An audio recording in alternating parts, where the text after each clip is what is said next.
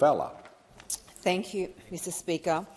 I suppose I'd like to thank the Minister for allowing me to have the conversation around the Housing Australia Future Fund bill. I'll just get sorry to interrupt the member, Fowler. Just get her to move her amendment. I moved my amendments circulated in my name. Thank you. Continue. As I mentioned, I thank the Minister for giving me the opportunity to talk with her about this bill in particular, and I had hoped that the request to have the review period shortened would have been taken on board. This amendment to the Housing Australia Future Fund bill is to ensure there is a timely review process in which we should be able to see the effectiveness of the bill in 2 years, not 5 years. Not every piece of legislation is perfect, and sometimes we get the processes wrong. I thank Power Housing Australia, the St George Community Housing, Hume Housing and Evolve Housing in their consultation with me on the bill. As Power Housing and Evolve Housing have rightly pointed out, housing funds can get misappropriated and used for the wrong reasons.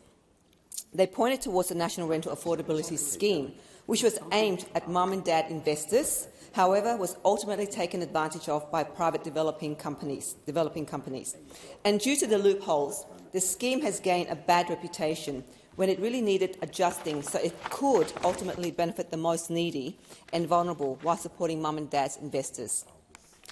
While the scheme wasn't perfect, the end of this scheme could mean 36,000 houses will no longer provide subsidised rent for tenants and will most likely be sold or rented out at a high price.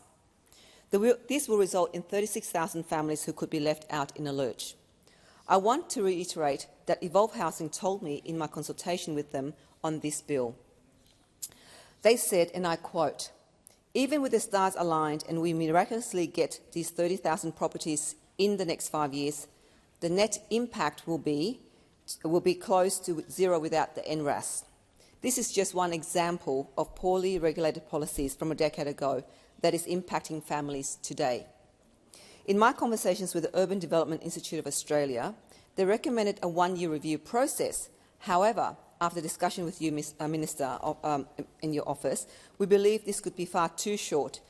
I completely appreciate it will take some time to set this fund up and have it ready for community housing providers to access. Yes, I agree we need housing solutions not just for now, but for the future. But we need to make sure we get this right before there are unintended consequences that could ultimately impact the most vulnerable in our communities. While I understand that these houses are very unlikely to be built within a 2-year period, we are talking about a huge sum of money, $10 billion, that the government is putting aside for this bill.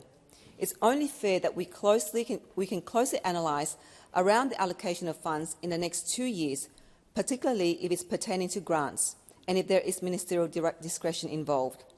A review after 5 years could see many things go wrong, and by that point, it'll be too late. Thank you.